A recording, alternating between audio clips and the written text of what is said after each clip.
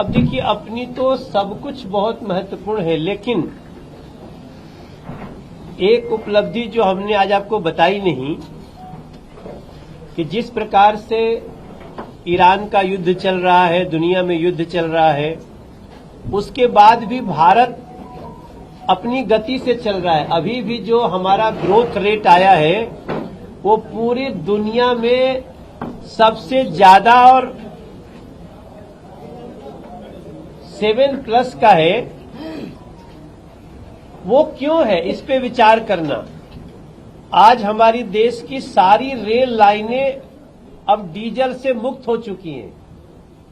कोई भी संकट हो जाए डीजल पेट्रोल का तो हमारी रेल रुकने वाली नहीं है, और रेल हमारी देश का क्या है, लाइफ लाइन है, जीवन रेखा है। तो मैं इसको बहुत महत्वपूर्ण मानता हूं।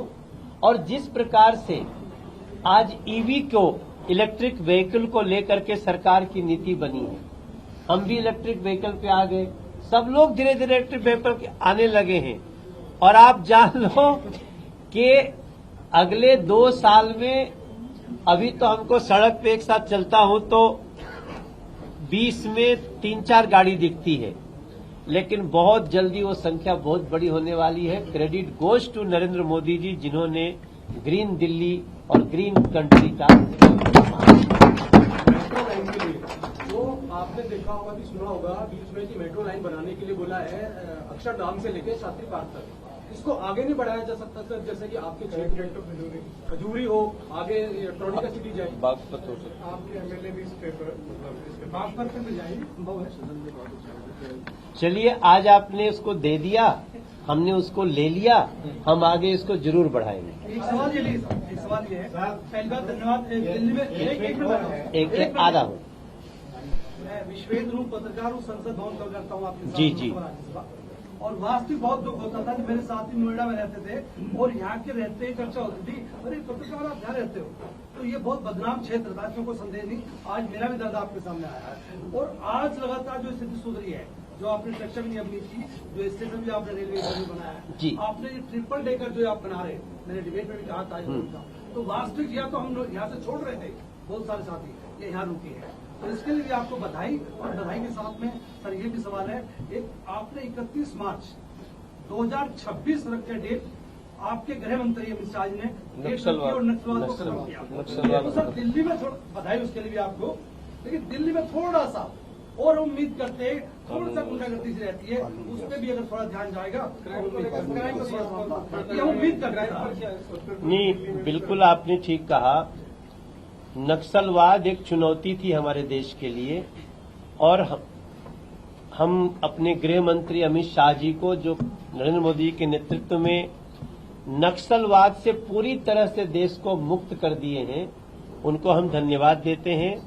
अब हमारा अगला जो फोकस है वो निश्चित रूप से, अभी भी आपको बताऊं, पीछे लगभग 2 महीने से जहां जहां बांग्लादेशी लोग अवैध रूप से रह रहे थे, उनको चिन्हित करना, उनको डिपोर्ट करना, डिटेक्ट, डिलीट एंड डिपोर्ट। देखो, हमारे देश का नागरिक, हिंदू हो, मुसलमान हो, सिख हो, ईसाई हो, बौद्ध हो, जैन हो, पारसी हो, वो हमारा हृदय है और नरेंद्र मोदी का यही भाव है। लेकिन एक बहुत बड़ा कारण था कि बांग्लादेशी अवैध घुसपैठिए दिल्ली को बहुत परेशानी में डालते थे। और आज, अभी मैं 3 दिन पहले सीमापुरी में बैठा था, वहां के एसएचओ से बात हो रही थी कि हम अब लगातार भेज रहे हैं, डिपोर्ट कर रहे हैं, उनका एसआईआर में उनके नाम भी कट रहे हैं, और बहुत जल्दी हम दिल्ली को ऐसे लोगों के क्राइम से मुक्त करके एक ईज ऑफ लिविंग का जो मोदी जी का उद्देश्य है उसको पूरा करें। सर, एक कंफ्यूजन बहुत तगड़ी आ रही है ओजोन को लेकर के, और ये कंफ्यूजन का लेवल इतना बढ़ता जा रहा है कि अभी मुख्यमंत्री आई थी, सर उन्होंने बोला भी था कि ओजोन के नाम पे कोई डेमोलिशन नहीं होगा। अभी सोनिया विहार में एक पुराना घर को तोड़ के नया बनाया जा रहा था, उसे डेमोलिश कर दिया गया, और जब पीडब्ल्यूडी अधिकारी के हाथ में जो पेपर थे उसमें लिखा था कि ओ जोन में बनाई गई बिल्डिंग। तो सर, क्या व्यक्ति जिस घर में पहले से रह रहा है अगर वो उसे तोड़ के दोबारा बना रहा है तो क्या उसे नया इलीगल कंस्ट्रक्शन कहा जाएगा या नया कंस्ट्रक्शन खाली जमीन पे है सर? ये कंफ्यूजन बहुत लोगों के बीच में है सर। जो पहले से घर बन चुके हैं और वो जो त्रुटिपूर्ण ओजोन उसको हम कह रहे हैं आजकल, सर वो गलती से वो जोन लगा हुआ है क्योंकि वहां बहुत समय से बाढ़ का पानी नहीं आता है। उस पर अभी कोई कार्रवाई नहीं कर रहे हैं, लेकिन जो भी ऑन गोइंग कंस्ट्रक्शन है, नया कंस्ट्रक्शन, उसको निश्चित रूप से रोका जा रहा है कोर्ट के आदेश पे। मैं घर वाले लोगों से, जिनके घर हैं, मैं इनसे निवेदन करना चाहता हूं कि अभी जब हम इस प्रोसेस में हैं कि जो लोग बस चुके हैं उनकी सुविधा बढ़ाएं, नया कंस्ट्रक्शन न होने दें। कोर्ट भी इस मुद्दे पे आ रहे हैं, हमारा मास्टर प्लान आ रहा है। तब तक हम प्रार्थना करते हैं कि लोग अपना घर आप तोड़ के बना सकते हैं, उसमें कोई दिक्कत नहीं है, मगर उसकी परमिशन लेके बनाएं। सर, इस क्षेत्र में नहीं है परमिशन देंगे हम। आप आज मैं आपसे मैम का यही बहुत अच्छा। हाँ, मैं आपसे इस प्रेस कॉन्फ्रेंस में बताना चाहता हूं कि हमारी पॉलिसी आने जा रही है कि जैसे ही हम इस मास्टर प्लान में उन ओजोन से उन जगहों को मुक्त करेंगे, हम वहां पे नक्शा बनाने की भी परमिशन देंगे। आप सांसद जी, लोनी और चौड़ीगढ़ के लिए आपके पास क्या अपडेट है? लास्ट टाइम आपने कहा था कि एक महीने के अंदर आपकी व्यापारी लोगों से मीटिंग होगी, उसके बाद डिमार्केशन शुरू होगा, तो अभी तक उसके बारे में आपके पास क्या अपडेट है? अभी लोनी रोड के लोगों से भी मिले थे हम लोग, हमारे पीडब्ल्यूडी मंत्री भी आए थे, और अब उस पे हम एक मत होने की कोशिश कर रहे हैं कि कितना उसको चौड़ा किया जाए, लेकिन उसको चौड़ा जरूर करना है, ये सरकार ने निर्णय ले लिया। क्या समय सारणी आपने रखी है? क्या लिमिटेशन है? मुझे लगता है कि हम समय तो मत हमसे मांगो, क्योंकि समय बोल दूंगा तो बहुत सारी हमको मर्यादाएं आएंगी, लेकिन हम यथाशीघ्र उसको, आप जान लीजिए कि हम उसको साल भर के अंदर इस कार्य को शुरू करने जा रहे हैं। एक सवाल हो रहा है, बहुत महत्वपूर्ण है। दुख का विषय होता है, दिल्ली में पोल्यूशन है, सब जानते हैं, स्थितियां है, तो उसका एक सुझाव भी, सवाल भी आपसे, वो कम होना जरूरी है क्योंकि हमारी आने वाली पीढ़ी सुरक्षित रहे। सुझाव ये कि दिल्ली और दिल्ली एनसीआर के 100 किलोमीटर एरिया में गेहूं सरसों की फसल होती है कुछ एरिया में, तो अगर आप उसको बंद करवा के सरसों गेहूं बाहर से आ सकती है 2 महीने बाद, वहाँ आप अगर बागवानी की तरफ ध्यान देंगे तो ऑक्सीजन मिलेगी दिल्ली को और पोल्यूशन कम होगा। उस बाग में घूमने भी लोग जाएंगे और ऑर्गेनिक खेती भी हो जाएगी। सब्जी आज हमारी नागपुर से, महाराष्ट्र से आती है, सब्जी देश के अलग अलग हिस्सों से आती है, 2-2 दिन में आती है। अच्छा, वो सब्जी हम खाते हैं तो दिक्कतें होती है। अच्छा सुझाव है, इसको मैं नोट रखता हूँ, आगे ऑक्सीजन होगा, ऑक्सीजन भी हाँ। सेवाधाम रोड और आपने बैंक कॉलोनी रोड की चोरी करने की बात कही थी, कहाँ तक बात पहुंची? क्योंकि जाम की समस्या विकेट हो चुकी है, लोग प्रदर्शन पर आ चुके हैं। अगली बार जब आप उस क्षेत्र में हम वोट मांगने आएंगे, उसके पहले उसका काम हो जाएगा। आपने वादा किया था, आप दोबारा वादा कर रहे नहीं हैं? रहेगा, उसको काम को फाइनलाइज किया जाएगा। अभी टेंडर होने वाला है, बहुत जल्दी कर देंगे। वो चौड़ा वाला जो बोटल नेक चौड़ा की बात कर रहे हैं, तो जो जगह अलॉट की गई थी वो कर्व लाइन में काटी गई है, सीधी हो तो रोड चौड़ा हो जाए, उसमें विकेट, उसमें पूरा जगह मिलेगा, कोई चिंता की बात लेकिन नहीं। मेरा क्वेश्चन, उत्तर पूर्वी दिल्ली में सांसद कार्यालय कौन सा है जहाँ से लोग पत्र लिखवा सके? हमारा यहीं पे एक सांसद कार्यालय है, ये चौधरी भवन है, हाँ, यहीं पे जस्ट इस बिल्डिंग के सामने, और एक बुराड़ी में है, और इसको भी कार्यालय समझिए। अगर यहाँ से पत्र मिल सकते हैं?